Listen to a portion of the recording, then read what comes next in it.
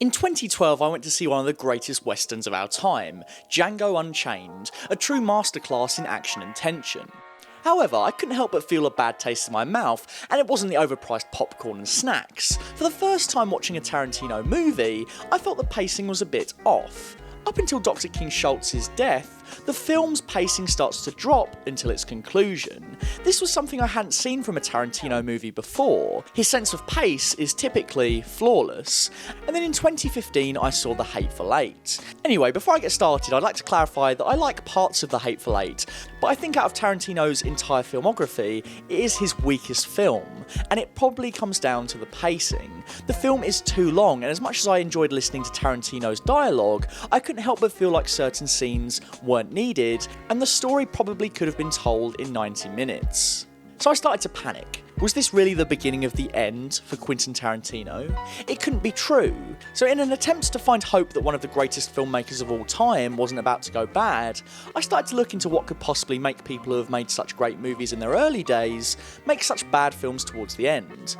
How does Francis Ford Coppola make Apocalypse Now, and then Jack?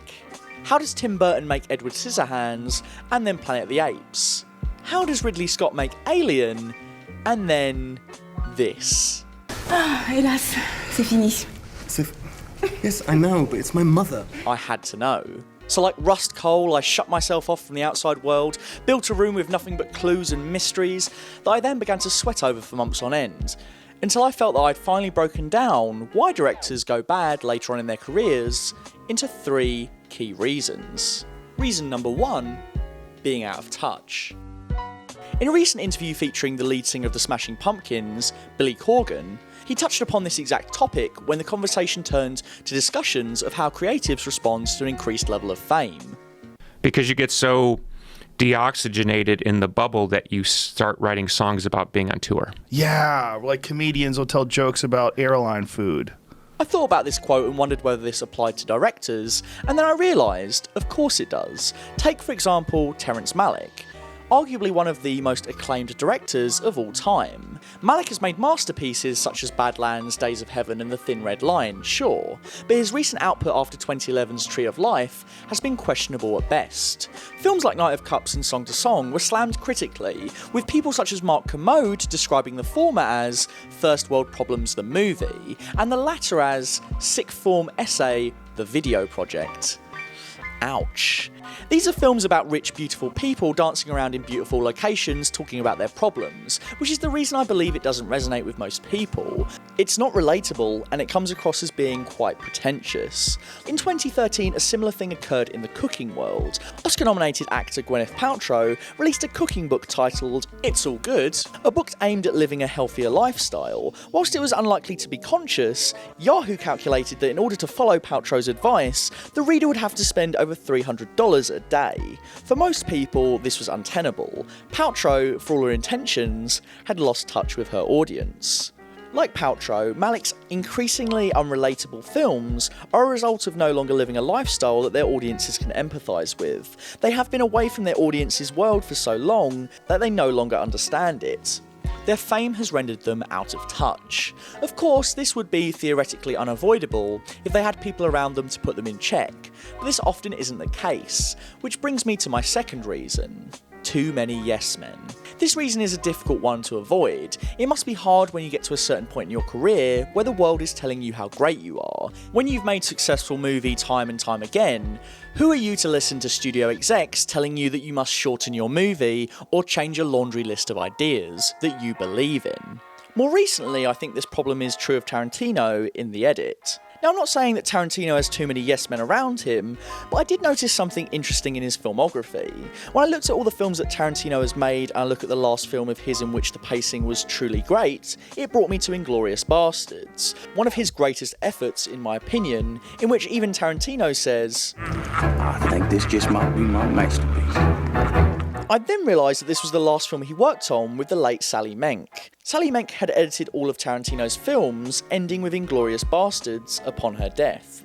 Tarantino even stated that once she was, hands down, my #1 collaborator. I find it interesting that after her passing, the films he released haven't been quite as tight. Fred Raskin, Tarantino's new editor, is younger than Tarantino and got his first big editing credit on Fast and Furious Tokyo Drift, since going on to edit the first Guardians film as well as its sequel, Bone Tomahawk, and the rest of Tarantino's films. Now I'm just theorising here, but this may be the reason his pacing hasn't been as sharp. Fred Raskins is coming into this job with a respect to Tarantino as the legend, because he's not known Tarantino when he's starting out, as Sally did. Regardless, this is all just speculation, but it is telling when you can't have people around you telling you everything you do is great. Sometimes it just isn't, and if you don't know that, and you're not told that, it can lead to a decline in your work. The third and final reason are simply diminishing returns. There's nothing sadder than seeing a prize fighter who was once king of the ring get to the point where they don't know when to stop. When they have been knocked out too many times, punches they would have taken like nothing then now make them crumble with the slightest touch. There comes a time where people are doing what they do because they don't know anything else. Maybe it's hard to admit when to put down the crown, or to admit that the glory days are over. This is something I think is true of most artistic careers, sports, what have you, and I think it's definitely crystallised in directors. They get to a point where they don't know when to stop because they don't know what else to do. Their work gets less and less imaginative, and they start to become victim to perpetual self-parody. Directors like Tim Burton have such a distinctive style to their films that they eventually become parodies of themselves. Tim Burton went from Edward Scissorhands to what weird character can we get Johnny Depp to play next that are really similar to the other weird characters he's played before. M. Night went from The Sixth Sense to every single one of his films relying solely on a cheap twist, ironically making his films somewhat predictable. Tarantino, I feel, is also capable of the same thing. Films such as Kill Bill, Death Proof, and The Hateful Eight all employ very similar beats. The gratuitous violence, references to older movies, his style of dialogue.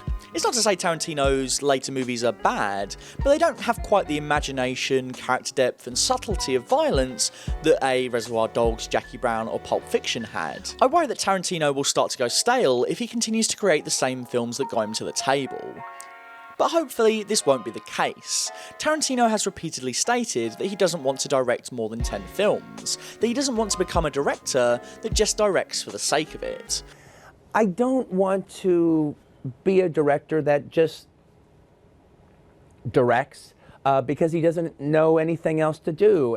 For someone as film literate as Tarantino, it's not surprising that he has a certain degree of self-awareness regarding directors who grow stale.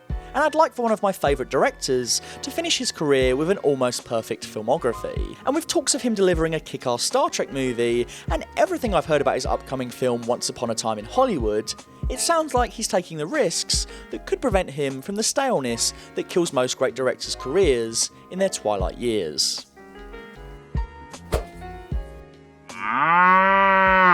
Full Fat Videos is going to strange new places. Full Fat Videos just got upgraded, and along with that, we're upgrading our Patreon with new tiers and rewards just for you. We don't unfortunately monetize most of the videos on the channel because it has copyrighted content, so something like Patreon could really help us make Full Fat Videos self-sustaining, and it'll allow us to make better videos and better content for you. For just $1 a month, you'd be helping us out a great deal already, which is why we thank you at the end of every video. Not to mention you'd get exclusive access to Full Fat Milk Posting, a Facebook group where you can talk to us about movies, TV and games, as well as some memes. We like a bit of memes. For $3, you'll get access to everything from the previous tiers, but you'll also get the chance to watch our videos one day early, as well as get access to exclusive scripts and bloopers. For just $5 a month, you'll get access to everything from all the other tiers, as well as exclusive access to ask the questions for our monthly Q&As. And that's not all. For just $10, you'll get access to all of the above, as well as an exclusive commentary track picked by you. For $100, I mean, you'd be keeping the lights on, so we'd really appreciate it, and we'd probably thank you at the end of every video on camera. You'd be really helping us in any way, shape or form if you could consider contributing to our Patreon. We love making this stuff for you guys and we'd love to keep making more of it. So thank you and thank you for watching. We're off to go make some more of that juicy content. We'll see you next time. Stay milky.